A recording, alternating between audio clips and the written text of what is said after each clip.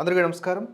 2024 లోక్సభ ఎన్నికలు రిజల్ట్స్ వచ్చేసి ఇన్ని రోజులు గడుస్తూ ఉన్న ఉత్తరప్రదేశ్ రాష్ట్రానికి సంబంధించి ముఖ్యంగా అయోధ్య కేంద్రంగా లెక్కలు తేడా కొట్టడంతో బీజేపీకి ఇంకా విశ్లేషణలు వస్తూనే ఉన్నాయి. తప్పిదం ఎక్కడ జరిగిందా అని చెప్పేసి అందులో భాగంగా అనలిస్ట్ పార్థసారథి పొట్లూరి గారు అందించినటువంటి తాజా ఆర్టికల్ ఇది. వారు చెప్తున్నటువంటి విషయాలు ఏంటో చూద్దాం. ఉత్తరప్రదేశ్ లోక్సభ ఎన్నికలు నా సమీక్ష. ఉత్తరప్రదేశ్లో ఏ పార్టీ ఎక్కువ పార్లమెంటు సీట్లు గెలుచుకుంటుందో ఆ పార్టీ కేంద్రంలో ప్రభుత్వం ఏర్పాటు చేస్తుంది. ఇది మనకి స్వాతంత్ర్యం వచ్చినప్పటి నుంచి ఆనవాయితీగా వస్తున్నది. 2014, 2019 లోక్సభ ఎన్నికల్లో బీజేపీ మెజారిటీ సీట్లు గెలిచింది. 2024లో ఎందుకు వెనుకబడింది? సో దీనికి గల కారణాలు అనేకం ఉన్నాయి. కానీ రెండు ప్రధాన అంశాలను పరిగణలోకి తీసుకొని విశ్లేషించాల్సి ఉంటుంది. అందరి దృష్టి ఉన్నటువంటి అయోధ్య ఉన్నటువంటి ఫైజాబాద్ లోక్సభ నియోజకవర్గమును గనక ముందు విశ్లేషిస్తే అసలు విషయం బయటపడుతూ ఉంది. ఇక్కడ ఒక పాయింట్ చెప్పాలి. యాక్చువల్గా అది ఫైజాబాద్ అనే పేరు కేంద్రంగా న్యూస్ కానీ ఆర్టికల్స్ కానీ రావాలి. కానీ అయోధ్య కేంద్రంగా కొంతమంది గ్యాంగ్ ఉంటారు కదా, అయోధ్యలో మోదీ ఓటమి, అయోధ్యలో హిందువులు ఓట్లు వేయలేదు, సో ఈ ఆనందాన్ని పొందడానికి గాను అలాగే మనుషుల్ని డైవర్ట్ చేయడానికి గాను అలా ప్రొడ్యూస్ చేస్తూ ఉన్నారు వార్తలు. బట్ ఇక్కడ మనం గుర్తుపెట్టుకోవాల్సింది ఫైజాబాద్ లోక్సభ నియోజకవర్గంలో 5 అసెంబ్లీ సెగ్మెంట్లు ఉన్నాయి. అవి అందులో ఒకటి అయోధ్య, బికాపూర్, రుదౌలి, మిల్కీపూర్, దర్యాబాద్. అయోధ్య అసెంబ్లీ సెగ్మెంట్లో బీజేపీకి ఆధిక్యం లభించింది. మిగతా 4 అసెంబ్లీ సెగ్మెంట్స్లో సమాజ్వాదీ పార్టీకి ఆధిక్యం లభించింది. బీజేపీ కంటే సమాజ్వాదీ పార్టీకి వచ్చినటువంటి ఆధిక్యం వరుసగా బికాపూర్ 29,684, రడౌలి 11,703, మిల్కీపూర్ 7,733, దర్యాబాద్ 10,094. అయోధ్య అసెంబ్లీ సెగ్మెంట్లో బీజేపీకి ఆధిక్యం లభించింది. కానీ మిగతా 4 అసెంబ్లీ సెగ్మెంట్స్లో ఎస్పీకి ఆధిక్యం వలన ఫైజాబాద్ లోక్సభ సీటు ఎస్పీకి వెళ్ళిపోయింది. ఫైజాబాద్ లోక్సభ మొదటి నుంచి అయితే బీఎస్పీకి లేదా ఎస్పీకి చేతులు మారుతూ వచ్చింది 2014 వరకు.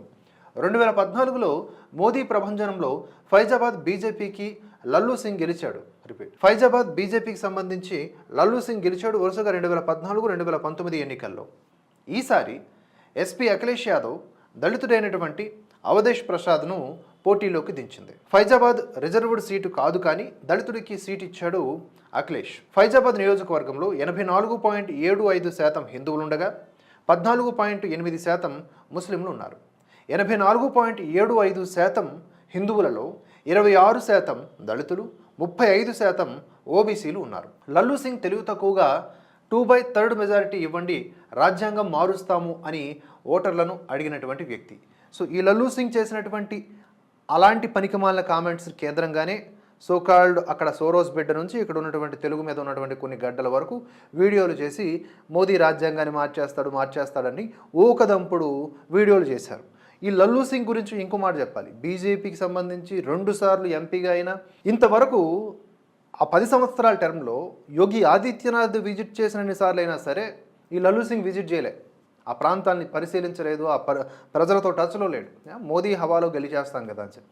సో ఇలాంటి ఎంపీలను కూడా ఫిల్టర్ చేయాల్సిన అవసరం ఉంది ఎప్పుడన్నా సరే. ఈసారి చాలామందికి కొత్త వాళ్ళకి అవకాశం ఇచ్చారు, ఇక్కడ కూడా మార్చుంటే బాగుండేది అని అనిపిస్తోంది. సో ఇతగాడు చేసినటువంటి కామెంట్ ఏంటి అంటే 2/3 మెజారిటీ ఇవ్వండి, రాజ్యాంగం మారుస్తామని ఓటర్లను అడుగుతూ వెళ్ళాడనమాట.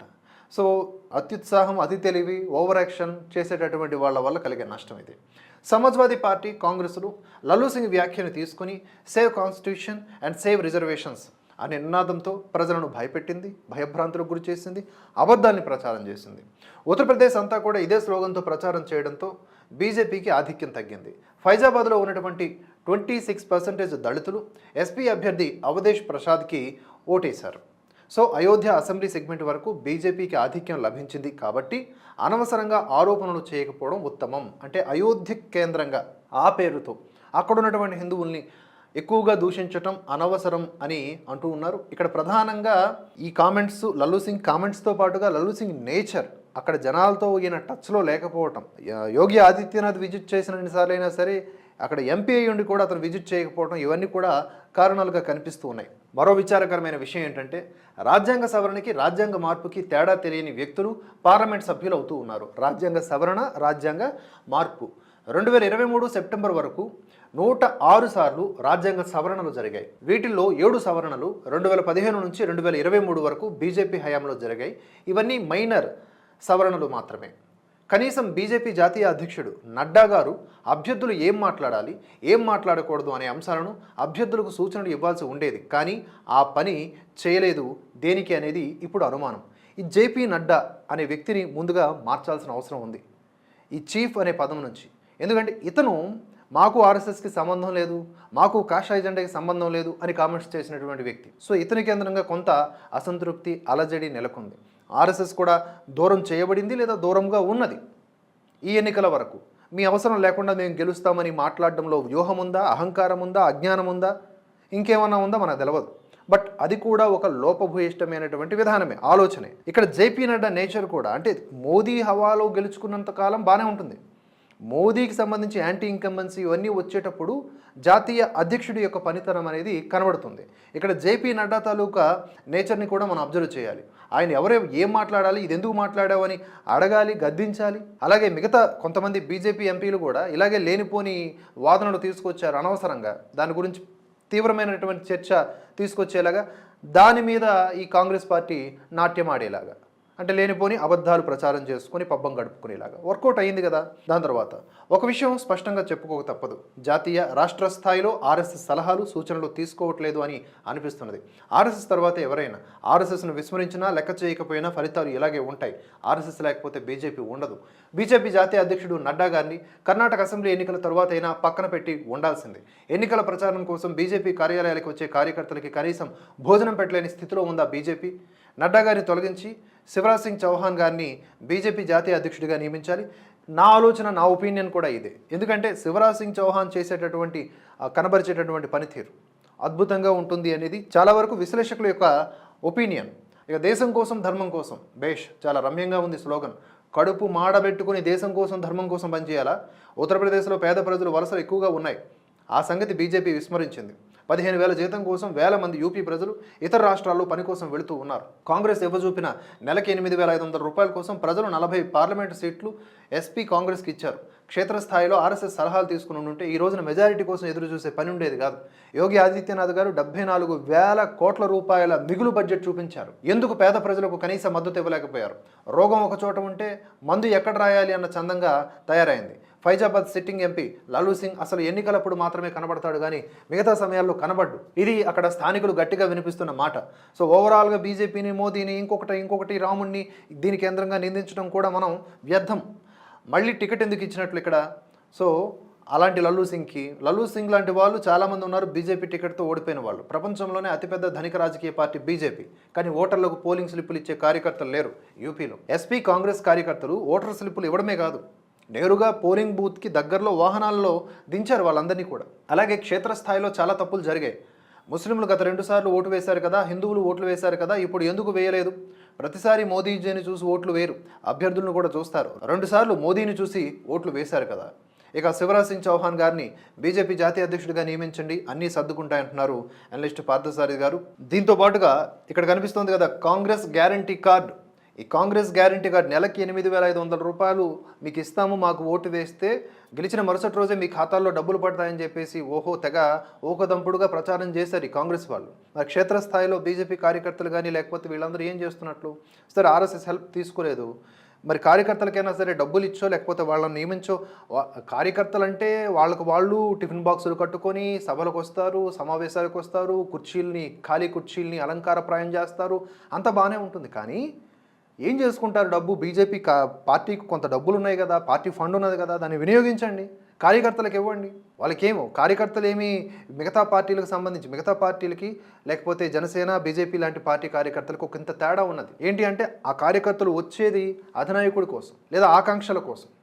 ఈ 2 పార్టీలు కలుపుతున్నానని కాదు, జనరల్గా మిగతా పార్టీలందరూ కూడా ఏదో బిర్యానీ లేకపోతే మందు వీటి కోసం వస్తారు ఎక్కువ మంది, అందరినీ నిందించట్లేదు. అలాగే ఏ పార్టీ అయినా కార్యకర్తలు చాలా కీలక పాత్ర పోషిస్తారు. సరే బీజేపీ విషయానికి వద్దాం. బీజేపీ కార్యకర్తలని లేదా వారి యొక్క ఆలోచనల్ని, వారి మనోభావాల్ని గౌరవించిన, పరిగణలోకి తీసుకున్న దాఖలాలు అయితే కనబడతా లేదు. సో ఇది 2029కి మార్చుకోకపోతే అసలు అడ్రస్లు గల్లంతైపోయే అవకాశం ఉన్నది. ఇది గట్టిగానే వినిపిస్తున్న మాట. 2029కి ఈ రోజు ఇలా జరగడంలో గల కారణాలని వెతుక్కొని పరిశీలించి పరిష్కరించుకోకపోతే సమస్యల్ని కొని తెచ్చుకున్నట్లే. గెలిచే అవకాశం ఉన్నా కూడా ఓడిపోతే అంతకంటే నిష్ఠదరిద్రం ఇంకోటి ఉండదు. అలాగే బీజేపీ పార్టీ అనేది ఒకటి ఓడిపోతే జాతీయ భావాలు గల పార్టీ, విదేశీ భావజాలం గల పార్టీలు అధికారంలోకి వస్తాయి. తద్వారా మీరు ఓడిపోవడమే కాదు, దేశాన్ని కూడా ఓడించినట్లు అవుతుంది.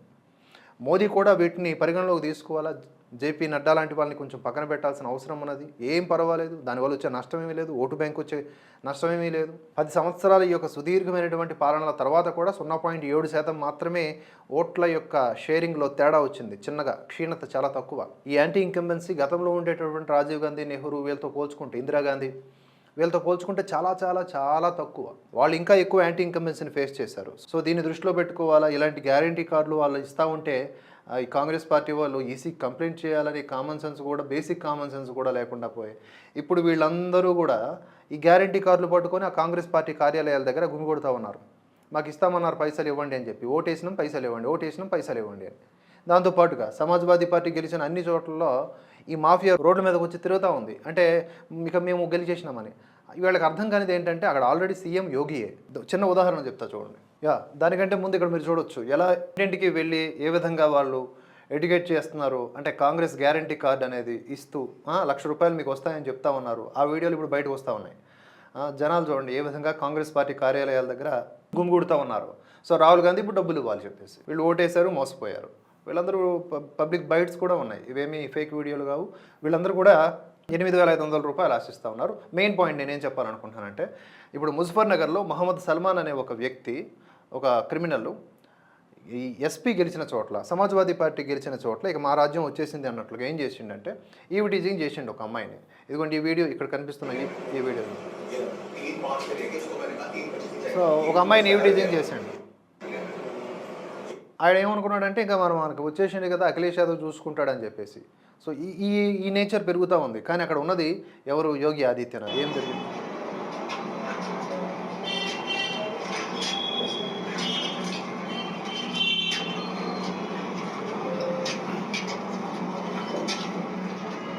ఇప్పుడు మోయం మ్యూజిక్ వేసుకోవాలా, ఎందుకంటే తొక్క తీశారనమాట, నడవడానికి కూడా లేదు.